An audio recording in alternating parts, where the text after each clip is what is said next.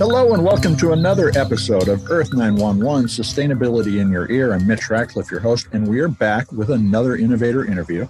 Today we're going to be talking about smart home technology. Now, these devices, which include thermostats and sensors and a variety of other gadgets that you can place around your house, help you save energy by measuring how your home is being heated, when people are present or not present, and all of those actions translate into reduced CO2 emissions, especially in parts of the country where electricity is generated primarily from fossil fuels, and that's most of the country. Smart home devices are often available with generous local utility rebates too, and a lot of people do not take advantage of that. It helps utilities manage the grid more efficiently, so they're willing to help you purchase these and offset the cost. So we're talking today with Sarah Colvin. She's the Senior Director of Energy Partnerships at Ecobee. Ecobee is a maker of home monitoring and management devices, as I said, thermostats, cameras, sensors, and other things. And they also provide an air filter subscription service to keep your filters fresh and the air clean in your home. That includes professional installation, and they also have some business services. We want to learn more about the benefits of smart home technology, or you're often going to hear it described as Internet of Things, or IoT, and how much energy these smart devices use themselves, and how to equip our homes to reduce power consumption and greenhouse gas emissions overall. Welcome to the show, Sarah. How are you today? I'm good. Thanks for having me, Mitch. Well, thanks for joining us. And you know, Ecobee has been doing a lot of interesting work for about 10, 12 years now in the energy management space. Can you just kind of give us a baseline idea of how much energy we can save by managing our home using smart home technology? Yeah, absolutely. So Ecobees' mission, and really the whole reason that our founder and CEO today, Stuart Lombard, started the company, was to do home energy management and finding ways to help homeowners, help his own family save energy. So that has always been, a primary mission for us.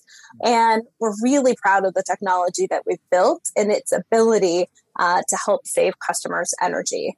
Heating and cooling equipment in a typical residential setting accounts for probably about 50% of the energy usage. And that's fairly consistent across North America. With our Energy Star certified smart thermostats, we have measured data that shows that customers can save up to 26% on annual heating and cooling costs. It reduces the strain on the electricity grid. You can take advantage of rebates, as you talked about, and we know that, this is going to drive energy savings. It's going to help with comfort in the home, and customers are going to get that bill savings in the end. So when you add it all up across the country, 26% energy savings per home is an awful lot of power that we could be eliminating the use of. But do you have a sense of the scope of how much we could reduce our cumulative energy footprint by doing this in all our homes? So we've done some analysis on that, at least from Ecobee users' perspective. Mm-hmm. And we know that customers can save probably just over about 1 ton of GHG per year. And we've been able to save about 3.7 million tons of CO2 from the atmosphere with the customers that we have today and what they're driving in terms of savings. If we were to reduce across the board, not just your customers, but the entire country, the energy use by 26%, obviously that's not 26% of the total, but it is 26% of the home energy cost. That's a pretty significant contribution. If it's 1 ton per home and we have 130 million homes in the United States, that adds up to some fairly significant numbers. Why aren't people rushing to do this? Is it simply a lack of information? I think it's somewhat a lack of information. Utilities have done a lot of work to try to help customers understand those additional benefits, understanding that it can save on energy, really starting to, I think, hit a revolution with customers looking for technology that's going to help them with their carbon footprint and finding ways to reduce in that capacity. And really, the technology, I think, is still reasonably new for a lot of homes that maybe haven't thought about upgrading to smart technology. They haven't maybe upgraded their heating and cooling equipment. And we've seen a lot of great success even with the pro channel and being able to work with contractors to help educate customers on those benefits so that, when you're making those incremental changes in your home, you can add on smart thermostat technologies as well. I was doing some research the other day about the use of rebates, and it turns out that across the country, only about 0.2% of the rebates available are actually taken advantage of by consumers. When somebody visits the Ecobee site and they're purchasing a thermostat, for instance, is it easy to find the local rebates that you can get for that thermostat? It is. We've tried to simplify this process as much as possible. So customers can visit ecobee.com/rebates.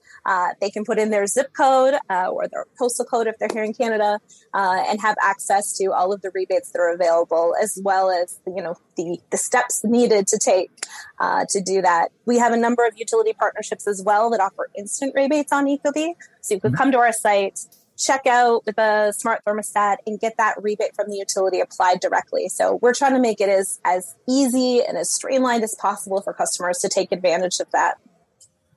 That's great to hear. I mean, because it's just simply so many steps, and people are trying to solve a problem rather than add 10 things to their to-do list. Now, that's right. One of the concerns that we've heard from our readers about smart home technology is that they are always consuming power, that they are, in a sense, this vampire power suck on their utility bill. And can you talk about the trade-off for the additional use of energy for these devices and the overall impact? The 26%, is that the reduction, the result of netting out the additional power being used by the IoT devices and the savings? So I think it's a common misconception, and not that phantom power exists, but how much smart home technology will draw. One of the things that I think readers can feel confident in as part of the Energy Star certification process for our devices, there are requirements about what that standby power can't be more than. And so, we're also trying to make sure that as we put technology into our devices, as we power them more, as we make them stronger and improve processors, all of that, is also being balanced against, what that standby draw is. And then when we think about, the other side of that equation, which is how much energy can that system save, the trade-off really is much to the homeowner's benefit of what that additional incremental energy savings is going to be, especially because that equipment is so significant, right? The load of an AC unit by comparison to the couple additional watts that smart home technology might draw. Now, based on studies, we know that heating and cooling is this largest source of draw on the energy grid. How do you see technology helping utilities begin to manage the load and distribute the savings for across all the homeowners that are on the grid? So I think that there's a couple ways. Demand response programs have been around for decades with utilities. It started with switch technology, and then thermostats came into play, and now we have smart thermostats. And that's really a huge part of, where we focus and how we enable our customers to support, both additional renewable energy on the grid, having balanced load, making sure that utilities can support that grid. And this is definitely a place where, we're focusing in and trying to understand how our technology can help manage that for utilities, whether it's a grid level emergency, whether it's system capacity. We have about 90 different programs across Canada and the US today. Now, let's talk a little about the usage of power over the course of the day. Most utilities are really trying to prevent peak usage that forces them to turn on additional generation. And that's usually been in the early evening time, because that's when we're all home and we do our dishes and we do our laundry and all the other things that add up to a big load on the system. Could we use smart home technology to sort of redistribute our energy use over the course of the day? In the long term, have your thermostat also turn on your washing machine during a low energy use part of the day?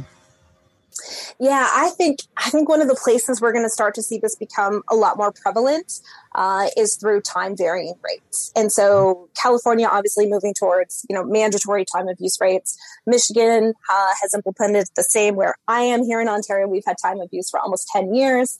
And a lot of other utilities and jurisdictions are looking to introduce that to do exactly what you're talking about. And instead of just maybe on those peak days, being able to optimize energy usage during that, during every day, because we know that the grid and the system needs that to flatten the load shape. Our technology is set up to be able to do that. And I think that as we see more smart home interoperability start to happen, we'll be able to give those signals to other devices and other technology within the home and start to really work on understanding what that customer need is and how the different technology and IoT devices within the home can play together in that space to, balance both that individual home, but a neighborhood, a substation, whatever that utility is looking for and what that localized need is. So one of the things that people are concerned about is getting locked into a generation of technology that won't allow them to take advantage of that future capability. And I wanted to ask you about the way Ecobee can update these smart devices. Now, you've just released a software update for all the models you've made since 2014, and it reduces energy consumption an additional 5% compared to the previous savings. Talk a little about how the device is extensible for future use, that it can be enhanced with additional software to do other smart things. Are you designing a smart home system in the future that your current devices will be able to support?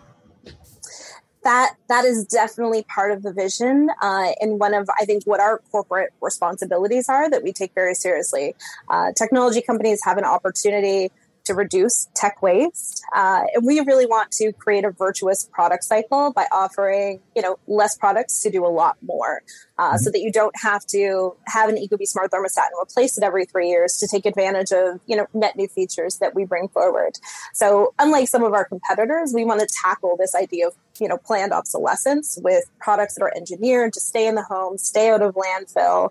And because of that connected technology, we can actually, monitor what's happening across our various devices. We know that the average lifespan is likely over 10 years. I mean, we've been a company for just over 10 years, so that data will probably continue to increase, as well, knowing that, more than 2/3 of the thermostats we released in 2014 are still online today, which I think is really fantastic. And when you have internet connected devices, you're able to do those software or firmware upgrades over the air through that Wi-Fi connection that continue to offer as many features as possible. And so for us, we really want to make sure that once we're in your home, we've been invited in, we're on your wall, we can continue to deliver value for you. And we do that today with a lot of the software and upgrades that we provide to customers like EcoPlus that you mentioned.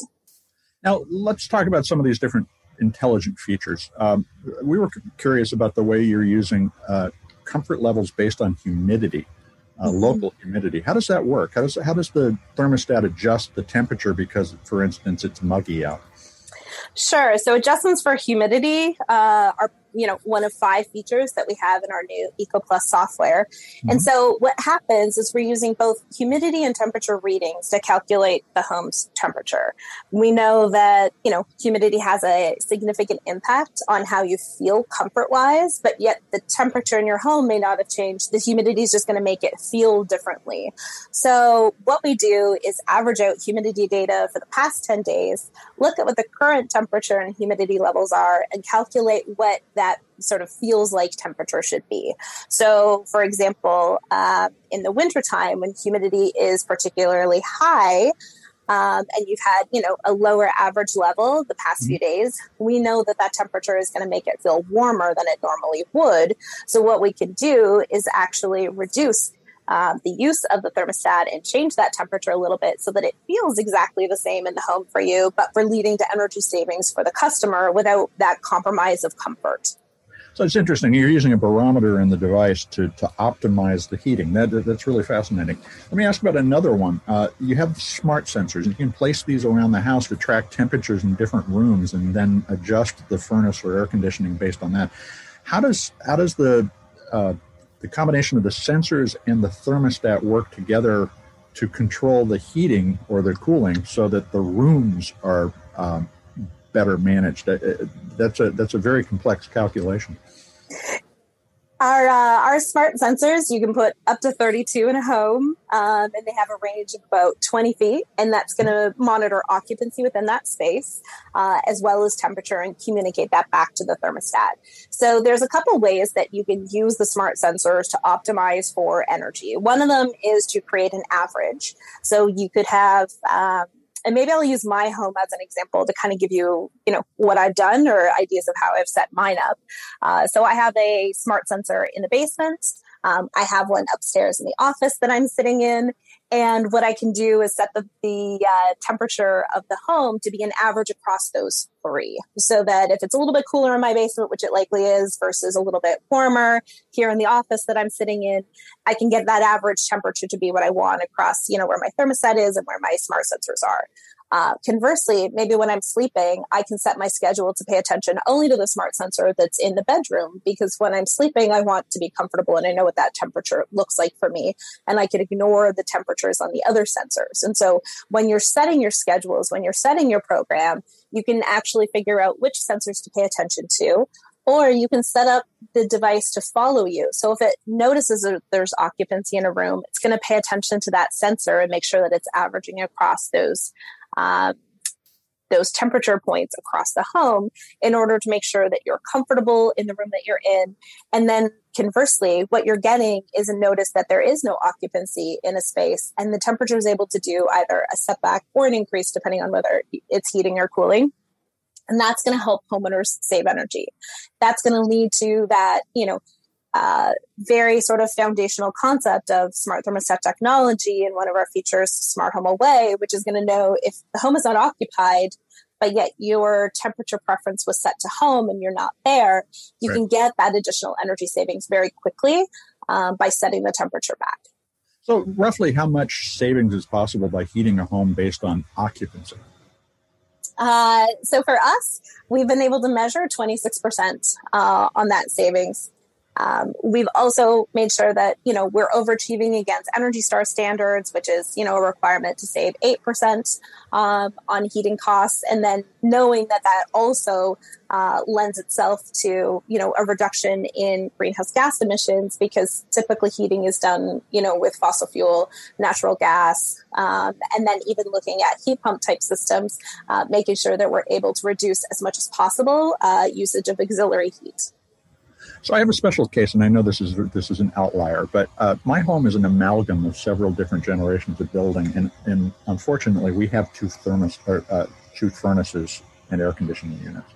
Is there a way, using smart thermostats, to combine those two and manage them collectively? Yes. So you can pair multiple thermostats inside the home, inside your app.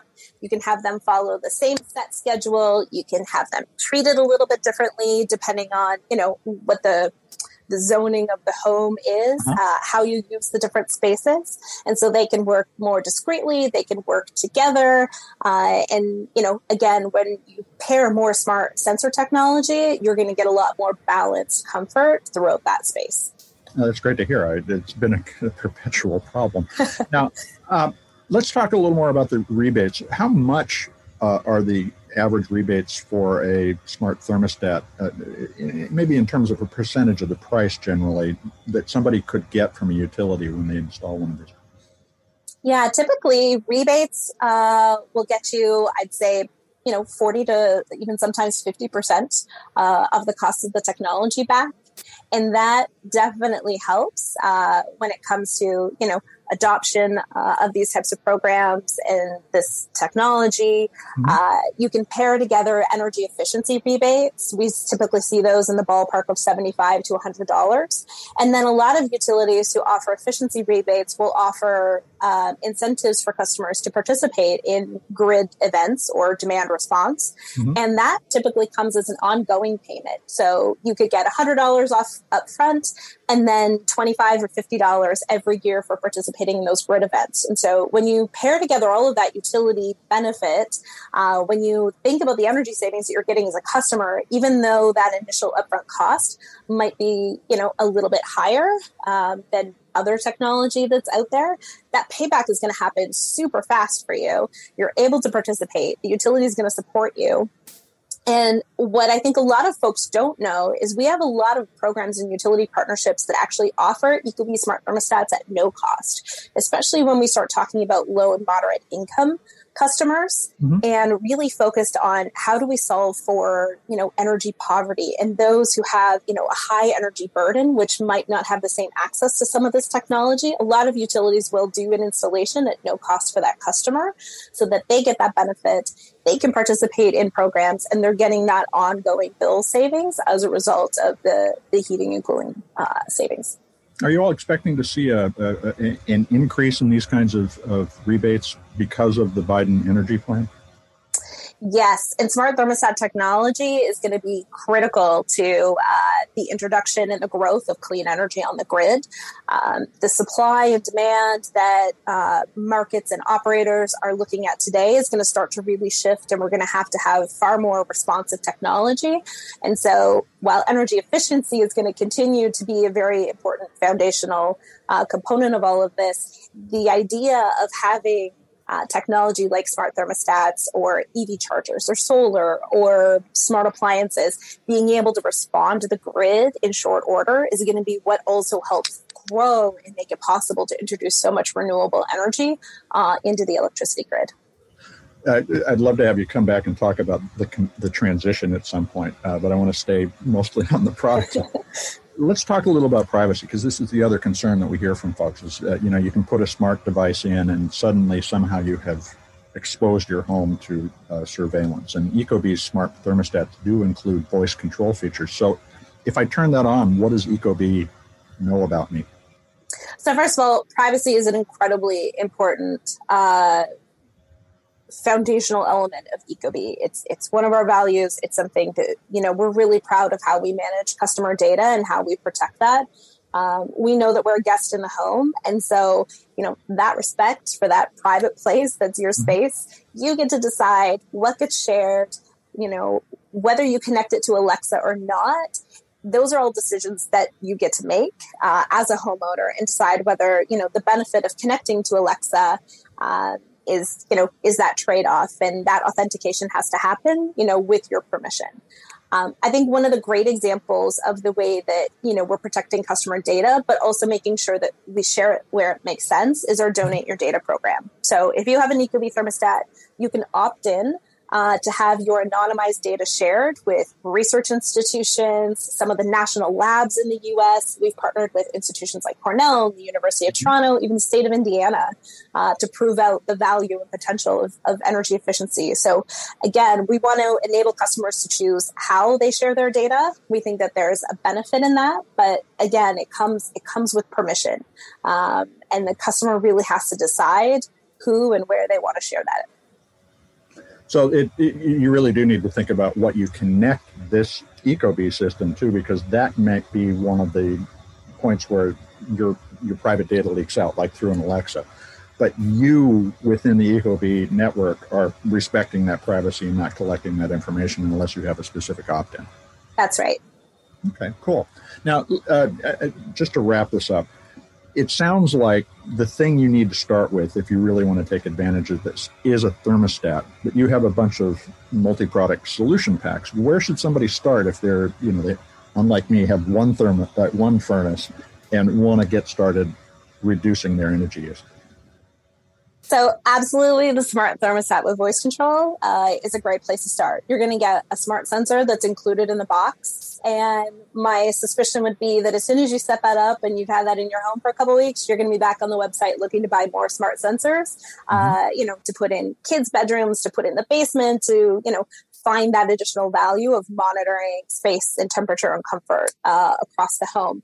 From there, we've introduced home monitoring equipment. We have door and window contacts that are going to start to pay attention to if your window's open and your AC is running, it's going to give you that alert because you're wasting energy by having your window open and your AC running. And so always trying to figure out how to tie our products together to really have like emergent experiences for customers that provide value, that can drive energy savings, and making sure that what we build all works together.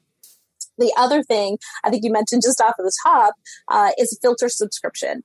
We know that changing filters makes a big difference. It's really important for the maintenance. It's important for the longevity of HVAC equipment. And I don't know about everybody else, but whenever I know I need to change my filter, I get to Home Depot, and then I can't remember, was it 26 by 16 by 1? Was it, and then like these numbers get confusing. So what I love is that the filters show up at my door. I get the reminder to change my filter, and I just never have to worry about it. And that convenience, that comfort, and knowing that I'm protecting my system has been, a great peace of mind for me.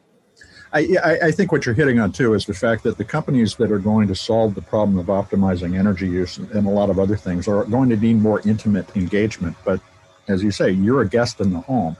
They need to recognize that rather than say, hey, we're going to come in and take over and solve all your problems. By the way, we're going to take all your data. Those are the kinds of things that the consumer needs to be aware of when choosing the brands they want to work with. And I think that automated technology is going to be so important for convenience, but it also means engaging the customer so that you understand what's happening in the home.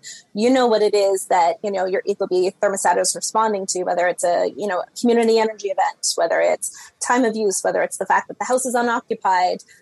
Having that visibility and that data to understand what's happening across the home gives folks that comfort that, we're there and they can trust us in the home, that their data is secure, and that we'll continue to deliver energy savings for them in the years to come. Yeah, now that we have the data, we can optimize. We simply weren't aware of what was going on in our homes. So, Sarah, I want to thank you for taking time to talk with us today. Thanks for having me. This has been a great conversation. Well, we look forward to having you back. Well, folks, that was Sarah Colvin. She is the Senior Director of Energy Partnerships at Ecobee, and you can find Ecobee at ecobee, ECOBEE.com. Check them out. They also look for the rebates. Don't forget that, because that can actually save you a ton of money. This is Earth911 Sustainability in Your Ear, and I'm Mitch Ratcliffe. We'll be back with another innovator interview soon. In the meantime, let's all take care of ourselves. Let's take care of one another. And, of course, let's take care of this beautiful planet of ours. We'll be back soon.